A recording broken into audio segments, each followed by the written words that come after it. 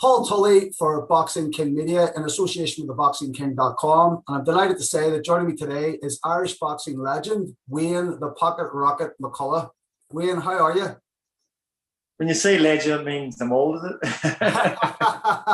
Well, listen, I was going to get on that in a second because you belie your years and your fights. You know, you're in incredible shape, so you must have kept up that training regimen, have you? Yeah, well, I never, as an athlete, you're always an athlete, but some fighters, and when they finish boxing, they just end up, drinking heavy, maybe doing drugs, and then they end up dead before they're 50. But my coach, when I came here, my coach was Eddie Futch, and he was 82 years old and training right below the heavyweight champ at the time, and he was in shape. He worked out every day at 82, and he lived to his 90. So he was like a role model for me to say, you can always do a little bit of training, not that much, but just keep yourself conditioned and healthy. Keep your heart healthy. Keep the heart healthy. Yeah, I know, Wayne, I listened to an interview you did a few years back, and you talked about running 78 miles every day and doing a bit of jiu-jitsu and a bit of sparring. And I was like, this guy just hasn't eased up at all. Well, the jiu-jitsu, I love it. I worked for the UFC for 5 years. Dana White, my good friend, he brought me on board to get the boxing media across, like 2007. And then now you go to the UFC fights, there's 10,000 people trying to get into the fight from the journalists. So I love that sport, but I did jiu-jitsu because you can hold somebody or lock them up without even hitting them. You just have to use your fist. As a boxer, if you get a fight in the street, if you hit somebody with your fist, then what happens if you knock them down and bang their head and they're dead? Or they'll say, oh, you're a former boxer, you've got a license. So, but if I put something in an arm lock and hold them until police come, I think the police will laugh and see a little guy like me holding a big guy. Good point, Wayne. Hey, you've thought this one through. So anyway, Wayne, I seen you in the corner. I was actually interviewing Jason Quigley there a couple of days ago, and he was eulogizing about what a positive influence you were in the days leading up to this fight and during the fight, giving him nice, calm, simple instructions in the corner. How did you enjoy that experience yourself, and what did you make of Jason's performance? Well, first of all, Jason's a great guy. We go back to 2011 when he fought over here in the World Series, which is amateur pro sort of boxing. And they do like 4 or 6 rounds or something. And I met him in Hollywood, and I went up to him and said to him then, love the way you fought. If you come over here, would you like to train with me and stuff? But same with Golden Boy after that. He got his world silver medal. And then, of course, people sent him to other trainers. But we stayed in touch. I was in California for a few years, and we used to have coffee once in a while and have a chat. So it's not like it was a stranger coming over here last minute. Andy Lee, they reached out to me. I've known Andy for a long time. Of course, we sat at the fights here in Vegas together and watched. And he reached out and said, would you work with Jason? I'm like, I'd be honored. So it was like a full circle from 2011 to 2021. Yeah. And then, I worked with him last week for the week of the fight.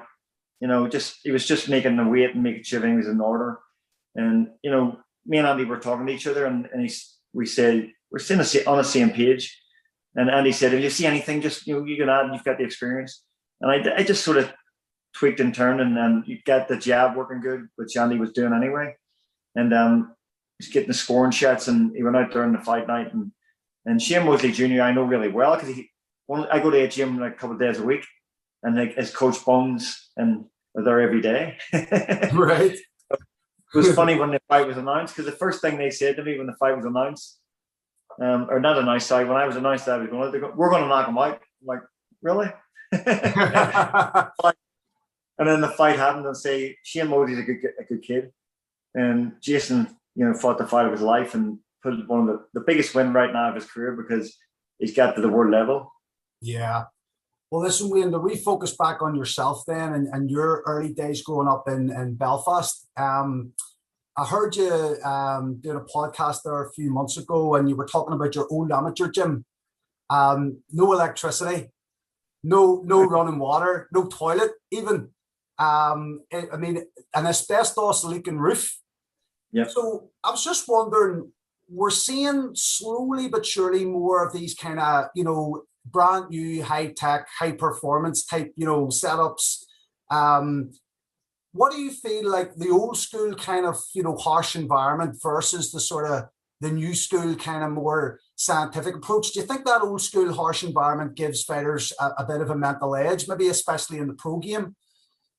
Well, it didn't do me any harm, you know what I mean? Because I was 17, say, it's like the winter time over there. If you got a cold place, the ice buckets would freeze over. That's how cold it was. And my coach, Harry Robinson, he was a carpenter, so he made a sauna, a wooden sauna, and that was my go-to to make weight. I jumped rope in the sauna and sat in the sauna like for like a week of the fight. Otherwise, I wouldn't have made it. Because back then, I won my first seniors at 17, and I qualified for the Olympics. I was 17 years old, and I got to go to the Olympics, my first Olympics, which I didn't get a medal, but I was 17, and I was making 7.5 stone, soaking wet.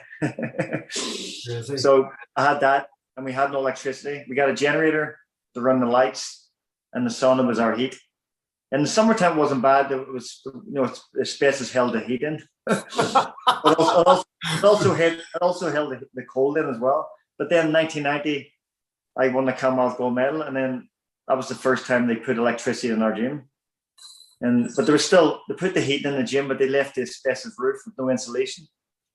Crazy. And still, even back in '88, there was no toilet, there was no running water, and I don't even know to this day. I think my brothers run the gym now at the minute, and I don't think there'd be any running water or toilets or a shower or anything. A shower for us in the summertime was a bottle of water out the back, and if you wanted to go to the bathroom, it was right at the back, or pee against the wall. That was it. I did different, but I got to 2 Olympics, and I went to the Commonwealth Games. I fought in the World Cup. I got a bronze medal. I fought in the World Championships, and that was all without any of this funding or anything, nothing. Yeah, and no high-tech equipment either. No, we had a heavy bag. We had a man, my Harry made the ring as well. He made the ring as a carpenter. He made the ring. We had heavy bags. When it rained in a really downpour, the floorboards were all wooden floorboards. Because it was down almost like a built in a ditch. The floorboards would float. The water was underneath the gym, so we had to do all the training on the ring. And if you walked on the floorboard, there was a big splash of water coming through the floor. And you know what? I never complained. I never complained about anything. And then we did some training in 1990 at the Commonwealth Games at the Holy Trinity and stuff from Mickey Hoggins. And I'm thinking, this gym has showers and heat. I'm like, this is great. But I also did a lot of, in the winter time when I got really cold, my brother was a pro, so I used to go to Barney Eastwood's gym. And Barney was, that's one, I'm always grateful for him to let me go down. I used to spar with Dave McCULLOUGH, Fidel Bassa, Paul Hogginson. Yeah. But there was heat there, and it was like easy to make weight. And you get short afterwards. It was so like luxury for me. Well, I've trained in John Breen's gyms where he's got the super surge going, and you'd almost be glad if somebody opening a window. John's like his gym's like living fight or training in Las Vegas. He loves the heat, but it makes it a little bit easier to make a weight, and you're not wearing a bulk of clothes. You can wear light tops and get a good sweat going without anything. And it's still hard fighting, and you're sparring in the heat. It's hard as well. Absolutely. You know what I mean? Hard, but John brings his gym like that. Nothing wrong with that. I'll take the heat any day. Believe me. Vegas for 28 years.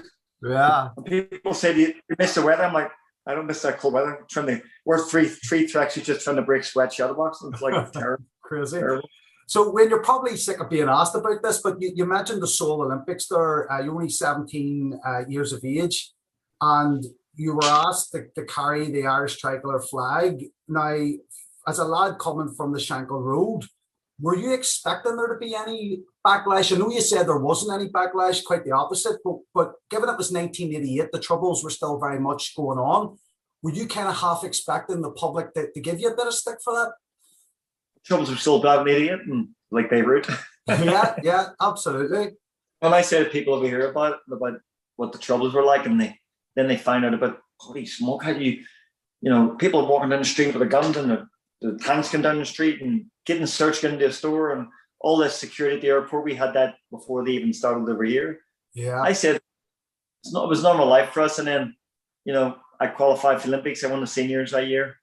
Then they put me back in with the senior champion. I stopped them in like 3 rounds. Then they put me back in with him. I stopped them again. And then they put me in with the a Scottish kid, I knocked him out. They put me in with a Cuban, I knocked him out, and then I fought against Canada in June of '88 up in Londonderry, and I was going to ask you about that. That was against a Turogati, no? Nobody knew about that. When I fought him in Derry, it was nobody knew for years. And I have a video of it, and then about 5 or 6 years ago, somebody said, "Did you fight a Turogati?" I'm like, "Yeah." I met him once after that.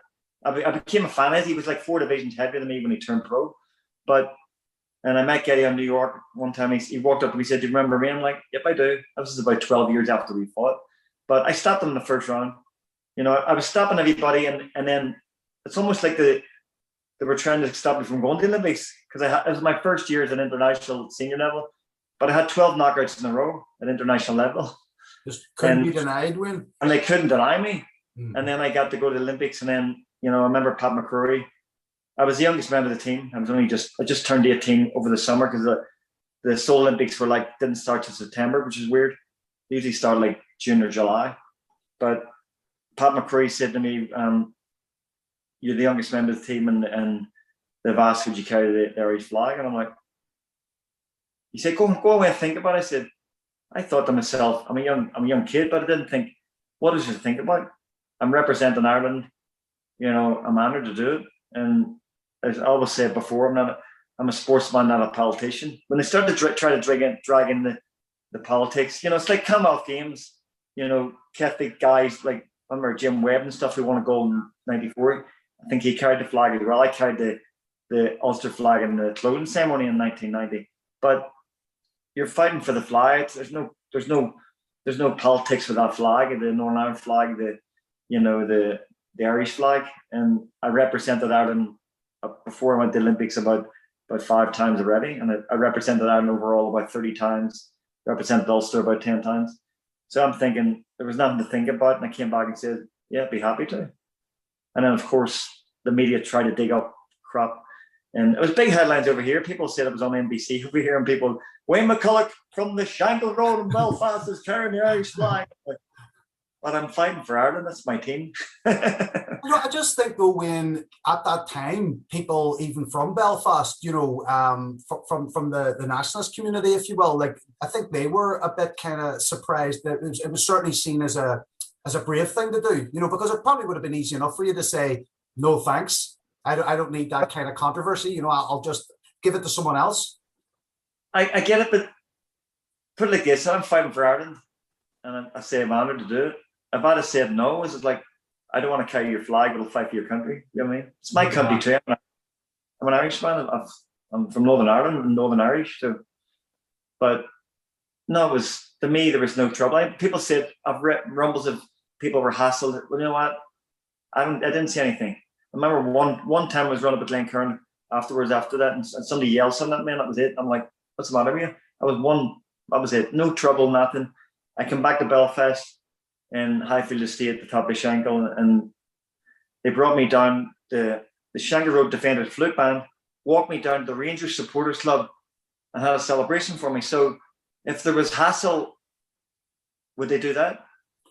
It's something very, though, almost unique to Belfast, Wayne, or sorry, not the Belfast, the boxing, Wayne, I should say. There's always been that tradition of you just don't bring that kind of sectarian stuff into it. Like, you've got guys from different communities going into other communities, fighting in different clubs, and nobody asks any questions. But it was just, I suppose, because it was such a high profile stage, and you're the kind of flag bearer at the front of the team, you're sort of thinking, oh, we might get some bother over this, but it's actually reassuring to hear that you didn't. In fact, you went back to your own community and they celebrated your success, bringing home a silver medal. Although you might say it wasn't a success because I'd rather had the gold medal, knowing your mentality. Yeah, when 92, of course, when I fought in the Olympics and I got the silver medal, and I come home and I had a party in Highfield, and I was the type of guy that, as you say, I lost the final, but yeah, still win the medal. When you win an Olympic medal for your country, Ireland, that's one of the sports at the Olympics that Ireland's been successful in over the years. You know what I mean? Yeah. And recently Paddy Barnes and Condon and stuff like that, and then you go back to Johnny Caldwell and Freddie Roy got medals, and I was the first silver medalist if you consider just Northern Ireland from 1956. So, and we haven't won a silver medal since that. In Northern Ireland, we have won a couple of silver since. And then Michael Cruth won the gold for the whole of Ireland. And that was her first gold ever for the male. And Katie Taylor since won a gold. But to win medals for your country at that point, and as you said, you just started this conversation. Of 88, Belfast was pretty bad. The got barricades everywhere, closing the gates at night. But I made a lot of friends in boxing, from Falls, whatever, and we hung out together and stuff. Like, I had a guy, he became a fighter too. His name was Paul Ireland. I don't know if you know him or not. He was a former pro, and he passed away there like a few years back. It was sad, but we were real good friends. We shared a room and training camp up at the Green and Lodge, Blacks Road, for the Commonwealth Games, and we had good fun together. So we were friends. And I was 19, he was 20. So we were kids, but great friends. Eamon McGee is my. A lot of people don't like him, and I love him. But we've traveled the world together, and boxing always crossed divides, and it still does. And when people try to bring the politics into it, it's almost like people just push it away, because you don't even do that. Don't even stir the crap up. Yeah. And as I always said, when I always stood at the front door. I was born in the Shankill. I lived in Highfield Estate till I came here. And I always stood at the front door, and I said, I love where I come from. I love Belfast, but there's got to be something better than this. It's just what was going on around me. And I had UVF, UDL around me, and a lot of my friends, they got involved in it. And when I ran up the Shankill Road in 2012 with the Olympic torch, which was a positive thing, there was thousands of people turned out to support it. And a lot of the people I grew up with were there as well, the boys that were involved. And they got pictures with the torch, and it was positive. And you go from 88 to 92 or to 2012, it's a big period of 20 years, and things have changed slowly, but they've changed slowly. And if it changed slowly, it can change in the future, and maybe be a better country to live in. Yeah, it's funny when there's obviously Barry McGuigan, yourself, Carl Frampton. It always seems to be like the boxers that can bring the two communities together. Everyone supporting the one guy and getting behind him and forgetting about all that other stuff. In boxing, the communities come together. When politicians try to bring people together, it doesn't happen. Mm-hmm. People come together because they want to come together. And say in boxing, my fights, McGuigan's fights back in the day in Carl, the people come to the fights, and there's Protestant Catholics sitting beside each other, and there's no trouble, nothing. And boxing will always be like that. And as I say, it's a slow process to get into normal life. Yeah. And I will say, people say to me, you don't live here anymore. Yeah, but me and my wife's family do. And when I go to visit Belfast, people don't even know I'm home. I don't broadcast, I'm coming home. People meet me in a town, like, what are you doing? You living back here? I'm like, I'm just home to visit. We didn't know. But I would say the wall, they should take down the wall, and I'll take the first brick down, because I was born on Percy Street at home. I wasn't born in the hospital. I was born at home, and you look out the front door was about 100 feet away. It was the peace hall that the wall they put up in 1969. I was born in 70. So if they take that wall down, I'll take the first brick. Then it'll be real peace. Because the people living on the other side of that wall was the same street. And I'm sure when that wall comes down, they'll want to live in peace. You know what I mean? Why would they want to rap with each other with no wall? Well, exactly. And the crazy thing is, if they take the wall down, they'll realise how much they share in common. Well, they did up until 1969. Yeah. They lived together up to 1969.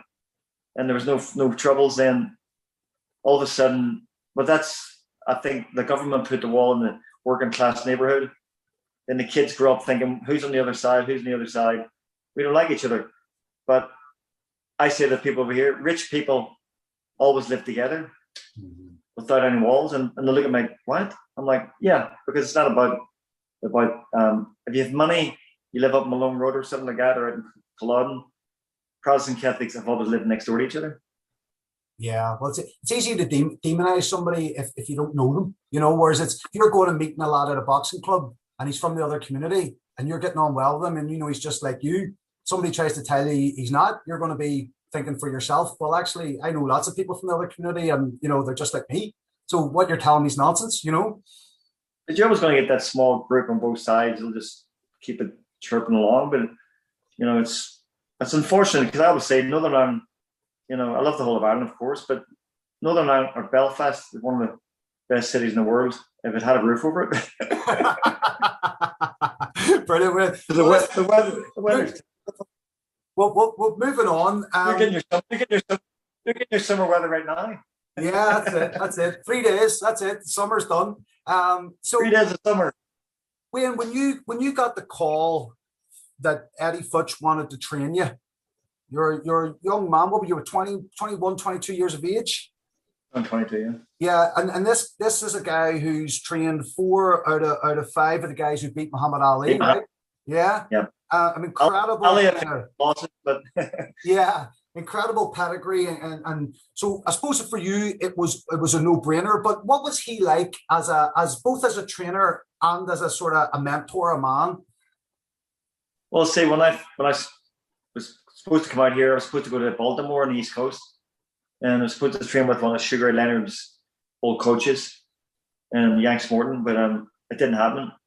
And then all of a sudden, at a week's notice, Eddie Futch had look. He seen me from the Olympics, but my manager Matt Tinney at the time asked him would he consider me, and he had a look at me and he said, "Yep."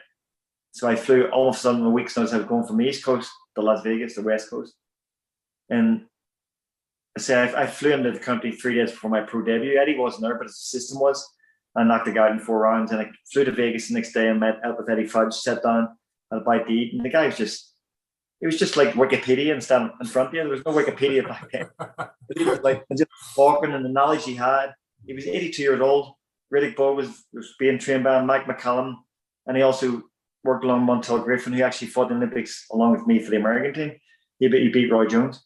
But it was. I think his first champion was Don Jordan, 1958. Yeah. Yeah, he was like a Cuban sort of American, like Cuban from Cuban background or whatever, and Eddie had 10 contenders who never became world champions, who maybe were world champions today. You know what I mean? Because back then it was like one belt. Back in the old days, back the 60s or whatever, early 70s, NBA belt was in one belt, 8 weight classes. Now there's so many weight classes, and there's like 4 belts, and now there's other belts trying to come along too. Yeah. But as I say, Eddie had 20 world champions total, but he had dozens upon dozens of top contenders as well. And even Freddie Roach, who trains Manny Pacquiao, he trained him. Yeah. And advised him to retire before he did retire, but Eddie, because he cared about the fighter, he had more concern about your health and stuff, and than the money. He didn't care about the money because he was I believe he was the greatest trainer ever. And if anybody would say top 3 at least, but as a person, he was unbelievable. I stayed friends with him until he passed away in 1990. The last 2 years of his life, he couldn't really do anything. But he's different. He was a different type of guy, different breed, and never heard any yelling and screaming in the gym. Respectful. And I'm honored to say they've been trained by him. And I'm the only one out of all his champions to give us a signed certificate about being a coach someday. It hangs in my garage. And when he gave it to me, I'm like, holy smoke. So hopefully I can pass on the stuff that he taught me. And then, if I have something to add to it, whatever, I'll try to do that. But just to be as close to as good as him would be sensational. Yeah, 100%. So when he helped you to realize your ultimate goal when you were growing up, which was to win a WBC world title, and you didn't do it the easy way. You had to go out to Japan, of all places, against I'm going to try this Yukishiki. I'm going to say that right? No, it's tough. When I left Belfast, first of all, when I go back, leaving to come here was the toughest decision in my career. Like I was a home bird, didn't want to leave. I went away on a trip and I couldn't wait to get back to Belfast. But then if somebody comes in and says, "Oh, Eddie Futch wants to train you," it's like, I'm in the Irish League. I'm playing for the Irish League, or I can go to the Premier League. I'll just stay back home. No. But then I'm like, wow. And then I say we worked everything out. I left Belfast, and unfortunately, one of the media papers said Wayne McCullough can never make it in America. It's too small little fish in a big pond. And that give me drive, you know what I mean? Because no matter where I fought in the world, I represented Ireland, north, south, east, west. And when I came here, Eddie Futch made me a world champion in 2 years, 5 months, and 7 days of my pro debut.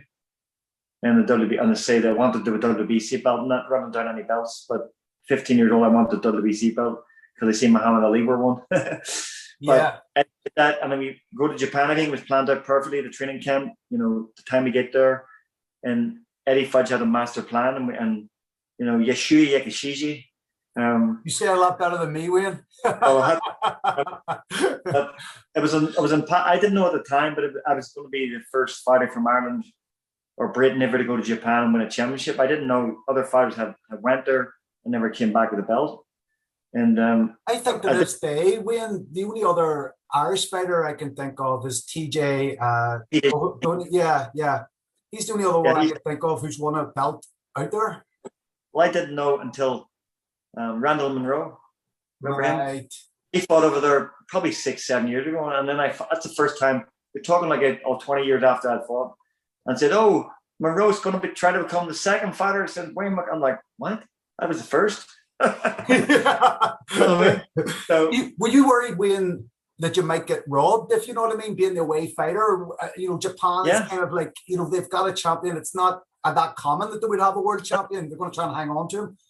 Yeah, I thought it was because I say Yakishiji, it was his 5th defense of his WBC championship. You know what I mean? There was no pushover. He was a top ranked fighter in the Ring magazine, and to go there, we knew preparation was perfect, but we knew we had to win clearly or get a stoppage. And 2 American judges, 1 Korean judge, and we did the fight. The crowd was quiet, and they were respectful people over there. They looked after me in the hotel and everything. And then the fight wasn't close. I thought I won probably at least 8 rounds to 4 total. And the last 2 rounds, the crowd just went roaring, and they were really quiet the whole time until the last 2 rounds, and then sent shivers down my spine. But I did enough to win. I know I did. But then, of course, they read the decision.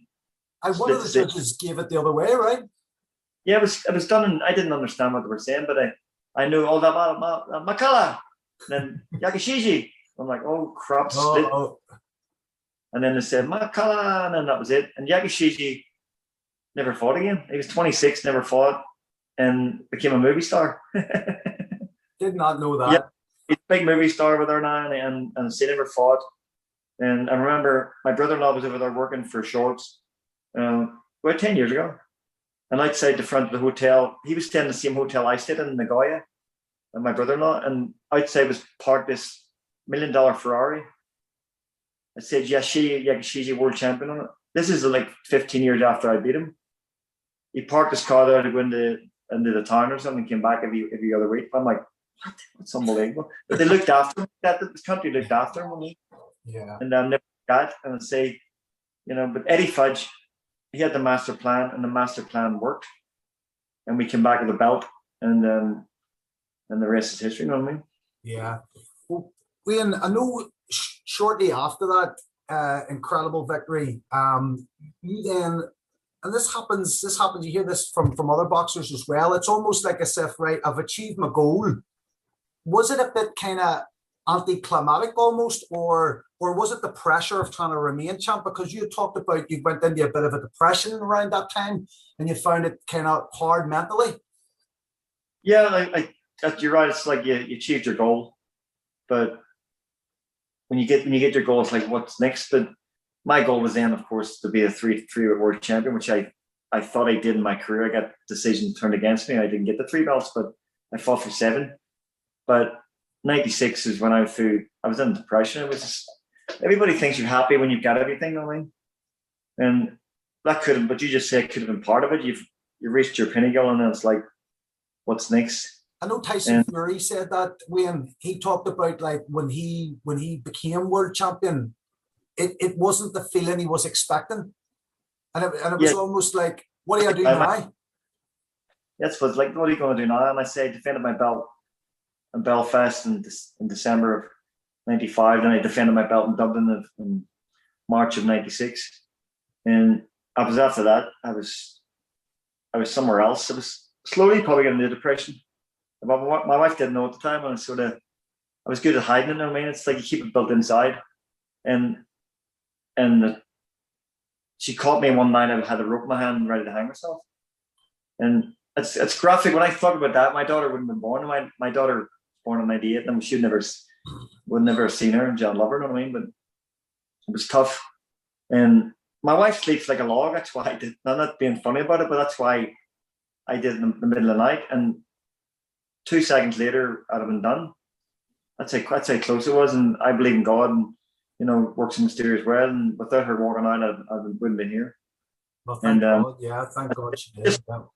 Mental health's a tough thing, but people think you're world champion, you've got Olympic medal, you this, you that. And like, I'm what? It's like you can still get in depression. And people in depression hide it, and they don't. And I always say to people today that, I've helped a few people. They've read my book, and I've put that in there. And reach out, talk to somebody. Because if you don't talk to somebody, you're not going to be here, because you'll build it up so much. You get to the point in depression where you're not scared to do it, and you know what I'm talking about. You're not scared to take your life, and when you're not scared to do it, it becomes the most frightening part of it, because you're calm. And a lot of people, I say, they didn't know I went through that, but I touched about it in my book, but I didn't really describe it like this to them. And when you get to the point that you're so scared that you can do it, you do it, because you're not scared anymore. And it's like the first thing you think is, they're going to be better off without me, but they're not. And young kids, older people, they do that. They take their life, and really, it's the most, for the people around them, it's probably the hardest thing ever. And they're always saying, why? We didn't see it. But talk. Anybody can talk. Anybody. I've got a few people reach out to me once in a while. I just say to them, how you feeling this week? You feeling good?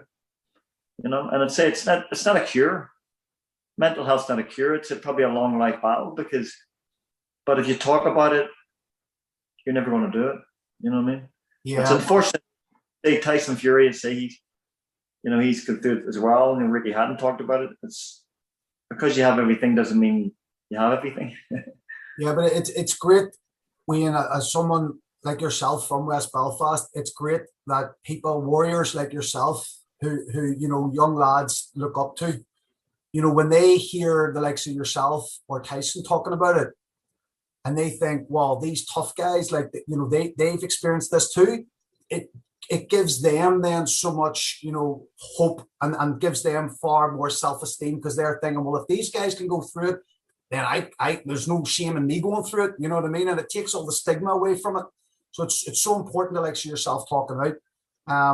And I'm saying that as somebody who works with young people in West Belfast. It's really valuable. The mental health people, they need to reach out. You know what I mean?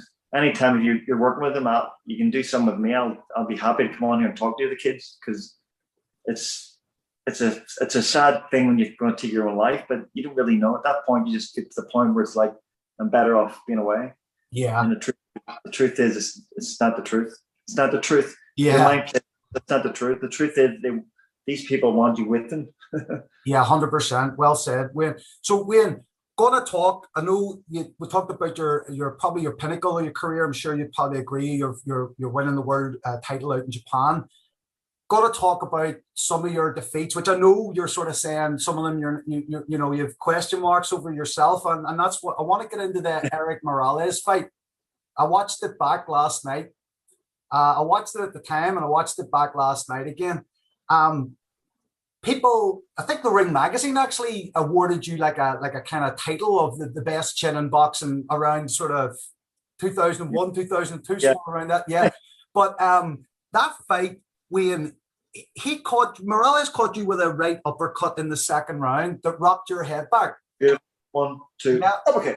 Right. And I thought to myself, I was watching it last night, and I went, whoa, I laughed. I ran after him. You took like half a step back, shuffle, put your arms down right by your side, stared at him, and then started doing sprints on the spot, high knees. and pushed him backwards. I mean, it was unbelievable. In the fourth round, you got caught with a shot. You did the alley shuffle. You were sprinting off your stool at the start of every round. Even like the eighth round, you're still sprinting off your stool to meet him past the middle of the ring. I mean, that kind of psychological warfare, was that aimed at Morales or the judges or the crowd or for yourself or a mixture of all? What was going on in your mind at that time? It was a great fight, you know. That Morales, I enjoyed that fight. You know, I really believe I lost the fight by about 2 rounds. I wouldn't say. It was a close fight. It was a very close fight. Morales was ready to quit in the 9th round. He sat on the stool. He was ready to quit. I wish he would have. But we know each other really well. We text each other today. And the guy calls me, he said, you're local. So, but remember, when he gets to Detroit, I walked up. He was checking at the hotel with a guy called Miguel Diaz, his cutman. And I walked straight to him, and he's like, and Miguel Diaz, I was like, I know Miguel Diaz really well. I've known him since he came here. And I said, Miguel, good to see you. And I said to Morales, go come and stand, Miguel. And he looked at me like, you're not supposed to do this, almost. then we fought toe to toe, and he said in the press conference he was gonna do to me that Morales, but Hamid couldn't do and knock me out. And I just laughed like this. And he went in English, you can laugh if you want to. And I just went, oh. Yeah. But fight was a great fight. Went out there after the first round, they were going to knock me out, and his corner said, back off. And I pushed him for 12 rounds. He stood toe to toe, and it was a great fight. Should have been a rematch. Great fight. But it never happened after that. Didn't happen. Yeah, well, for what it's worth, Wayne and I had it a draw when I scored it last night. And I know that the commentator... A lot of people said that, but the truth is, the way I'm feeling, I just thought it's just lost by a fraction.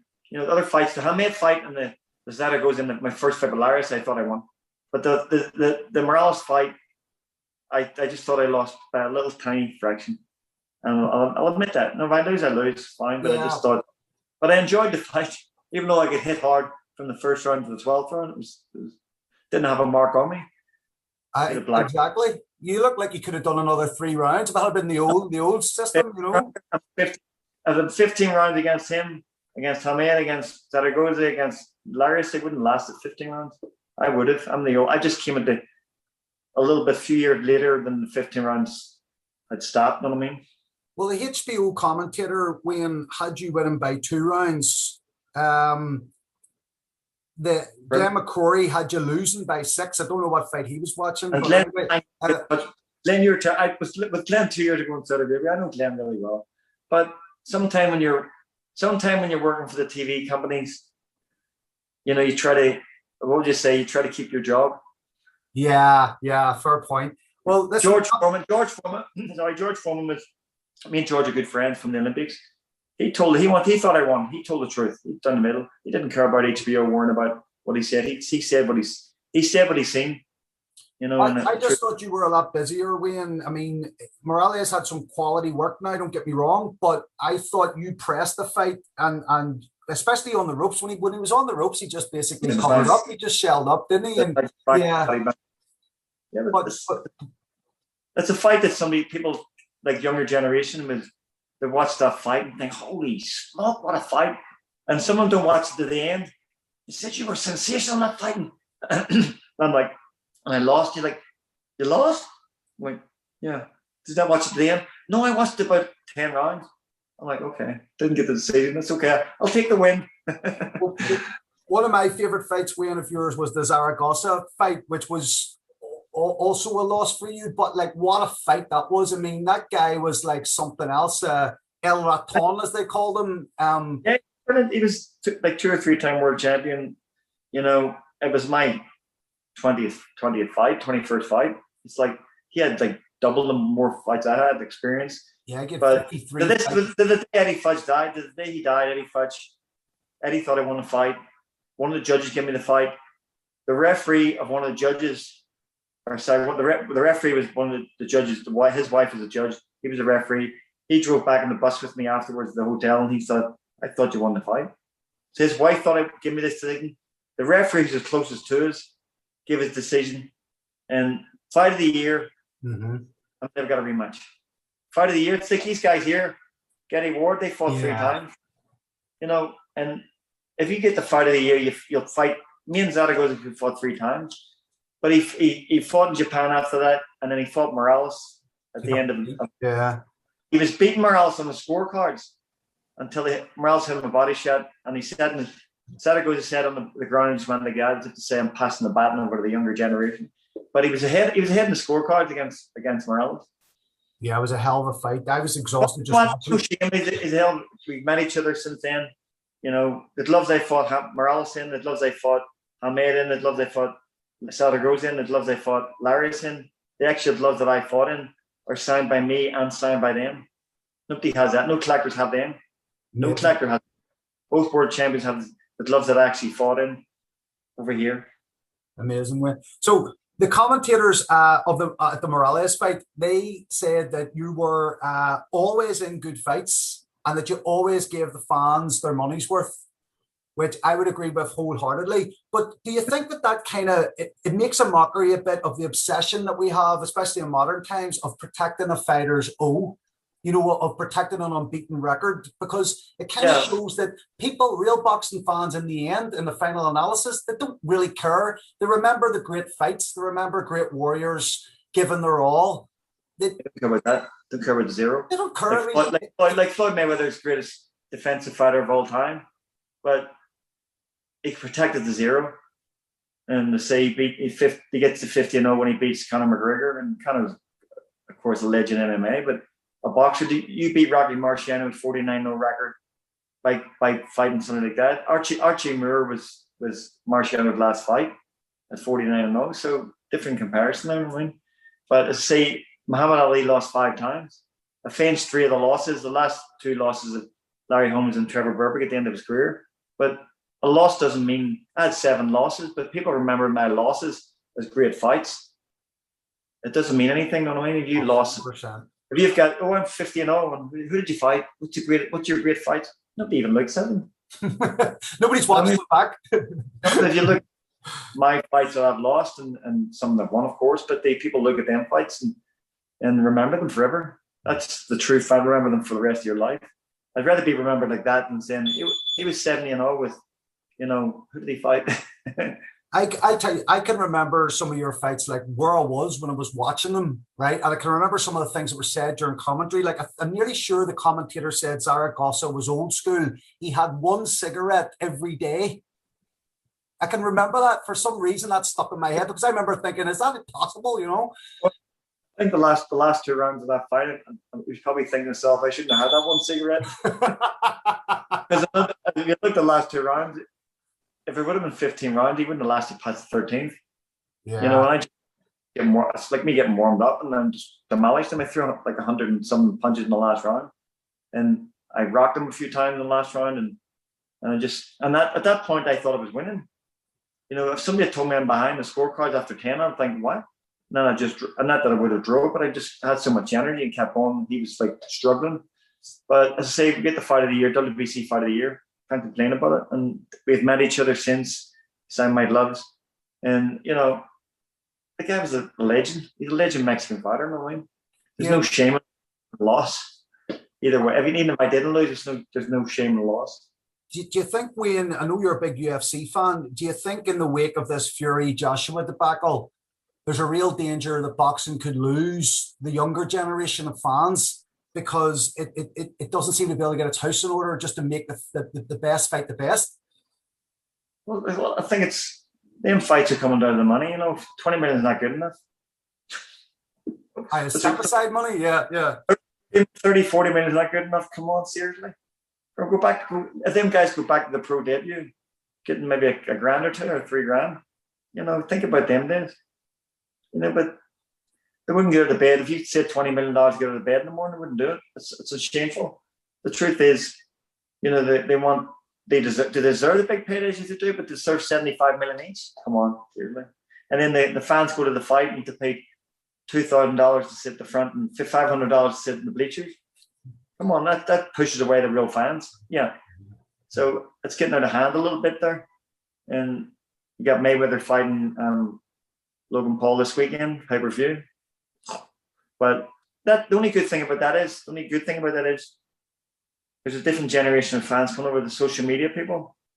And I was at one of the fights in California when I think it was one of the Paul brothers fought down there, whatever. But there was different type of youngsters there. Yeah. And my daughter knows them all because she's an influencer. But I'm thinking it's good for boxing. It's a little bit bad as well. But they all came in there cheering, and Billy, I think it was Billy Joe Sanders. I think he fought on the undercard.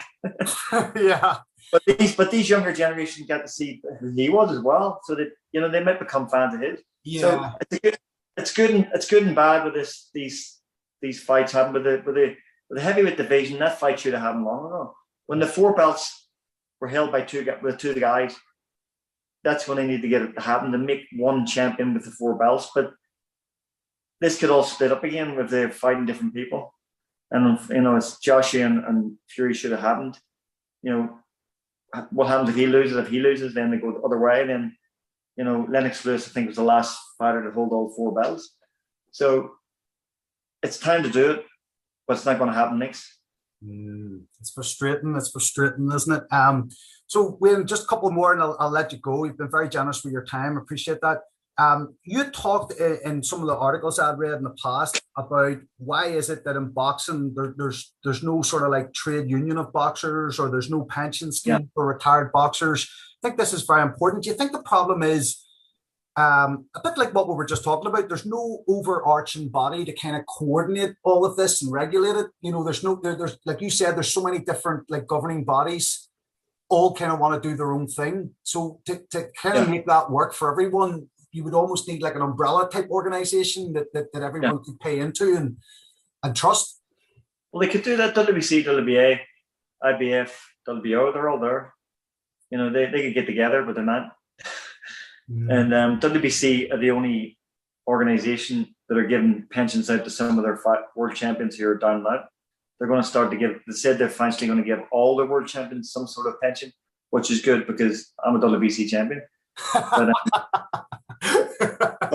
But you know what? But the boxing generates the most money. Conor McGregor, Floyd Mayweather, 200 million for him, 100 for Conor. Floyd was the promoter, generated probably $1 billion around the world. So I remember my pro debut was in California, and they took out part of it for pension, which I'm okay with. I think my first purse was like $6,000. It was good money back in '93, and they took out a portion, say a couple $100, but they do that for each fight. And even a small guy back then, smaller guys were fighting for $1,000, but they could take out 100 and then put it away. If you make $2,000, they take out 200, make $3,000. So the more you make, you take more out of it, which is understandable. And then they could put that into a big pot, mix it around, have the union. And boxing would generate so much money so quickly. But that pension they took out of me in my first fight and my third fight in California. 10 years later, they sent it back to me and said, we're not doing it. So it's just a lot of these boxers, world champions, who become promoters. The unfortunate thing is they say they're going to change things when they become promoters. And then when they become promoters, they just worry about what's in their pockets. Yeah. And only 99% of the people in boxing really don't make much money at all. I mean, they make money then up and down, and then some guys, I say, lose it all to the hangers on and end up doing drugs and stuff. But it's unfortunate. My old manager Matt Tinley has screwed me out of about $1 million, and but I've kept some of it. My wife was a smart one. I wasn't, but I think we just want to fight. You've got people around you taking 30% and this, that, and other, and then you look back and think, where did my money go? But I say a union could be solved a long time ago. The British board, it was Brian McGuigan, actually started a union over there. That's right. I remember that. Yeah. I was part of it. And then the brain scan issue happened. Who backed me up? The Nevada State Athletic Commission here did in Nevada backed me up and put me through every test possible and proved the British board were wrong what they did. But the union who was supposed to support me didn't do anything.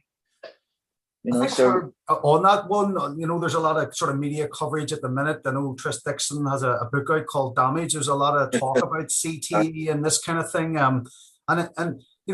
It is a real issue, I suppose. Is it something you worry about yourself, Wayne? Or I did because I always made sure I got MRI scans before and after fights. Way back '93 when I turned pro, I got scans. I've got scans like every other year, and then my last few fights back, I got scans before and after my fights. Went to UCLA to see one of the top doctors in the world, actually, Dr. Neil Martin, and he looked after me after the British board fake news, and he looked at me and checked me out and says, "You don't have a cyst; it's an arachnoid space in your brain, and there's no dangers to boxing." But the British board said I couldn't fight. I'm going to die with a blow to the head. Stopped my career, and so I went to him and checked everything out. I did the Cleveland Clinic test about 10 years ago. I did another one 2 years ago. They want me in again this year. They check your brain out. Extensive for test. changes, Wayne, for changes in the yeah. They can prevent it, but so far they've looked at me and said, You're actually a lot healthier than most of these people. Have pictures of all you on the wall, world champion and stuff. And I'm like, oh, good. My wife's like, they found a brain that's about that size. But is it true, Wayne, that they've actually found that your skull was twice as thick as a normal average person's? That's when they first said to me, I'm like, what? You're as thick as Champ, I'm gonna say back. But my heart, I've got a big heart as well. I have an athlete's heart, which is fine. I'm like, my heart's bigger. Oh, it's not a good thing. It pumps more oxygen. Boom, boom, boom. It's good. And your brain, and this is thicker. So that explains, explains a lot. Explains a lot watching your fights, man. Never knocked out. You know when people like ordinary mere mortals like me are watching and going, "How the hell is he doing this?" You know. But the good thing is, no, I did have a good chin. I must admit, I had a good chin. But Eddie taught me how to do this in blocks. You have to keep the head tilted. He always say, keep this part of your head low, because if a guy punches you here, you know he's gonna break his hand. Yeah. But if he hits you or the chin or the back of the ear, it's gonna hurt. So I would do this here, catch a punch like this, and the commentators didn't see a lot of the catching. Mm-hmm. And Eddie always said, I said, "Word, have him on video." He says, "Wayne doesn't get hit as much as people think he does. He does have a good chin, but he doesn't get hit. He takes the impact off. And if I did get hit all them shots that the commentators said I did, I tell you what, I'd definitely be punch drunk." Well, 300. I'm not laughing at that, but I will be punch drunk. 352 fights, Wayne. You must have been decent enough defensively, you know. Yeah, so amateur pro, a lot of fights, 319 amateur, 7 losses, 34 pro fights, 7 losses. It's not too bad. No, I mean, not to hit the canvas.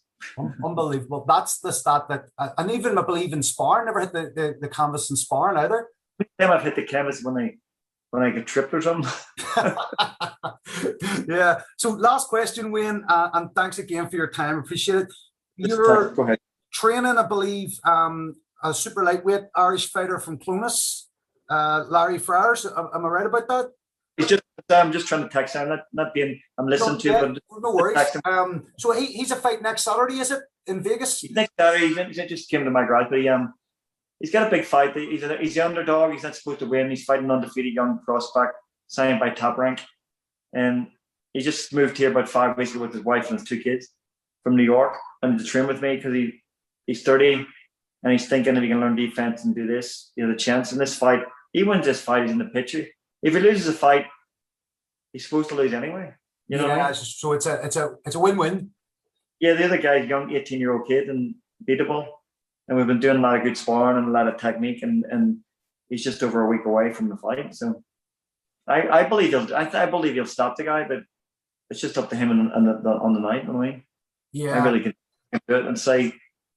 He just works so hard. He trains hard. You don't have to worry about him doing a road work.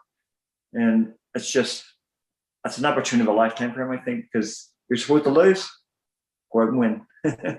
Absolutely. Well, Wayne, it's an absolute honor and a privilege to do this interview with you, and I mean that. And if I ever get my bucket list wish of going to a big fight in Vegas, I'll bring you some sort of fars, some tea bags. You can give me a few rounds on the pads. Yeah, you work from it all in the Las Vegas heat. But is it the Tetley brand you're into? I believe, is it? I've had Tetley. I've ran out. Oh, listen, I need to get out there. I've had Punjana, I had Bunbury, I had Barry's tea recently. So whatever tea from back home is the best. You know, either tea, but the American tea is terrible. Yeah. There's one good tea you get. There's a place here called Trader Joe's. It's like a healthy place, but you can get like tea bags and stuff, and their tea bags is actually pretty good. I must say, Trader Joe's have the closest thing to Irish tea that we'll ever have. Shout out to Trader Joe's. Partnership. Right, Wayne, Thank you. great to have you on, and wish you all the best, every success in your coaching career. And I believe you're even talking about maybe doing an exhibition. So, well, yeah, well, Morales and me talked about it. Actually, me and Morales, he's going to do one with Barrera. But when I talked to Morales about one, he said to me, give me time, I have to lose some weight first. And I said to him, but he got big, I said to him, I'll tell you what, why don't you come to Vegas and I'll train you in my gym and get you ready for me. Brilliant. Yeah, that'll be an easy one, yeah. All right, folks, you've been listening and watching Wayne McCULLOUGH talking to Paul Tully for Boxing King Media in association with theboxingking.com. Don't forget to hit subscribe and follow us on all major social media platforms. Wayne, thanks a million. God bless. Well, thanks very much. All the best. I'll talk to you later, okay? Cheers.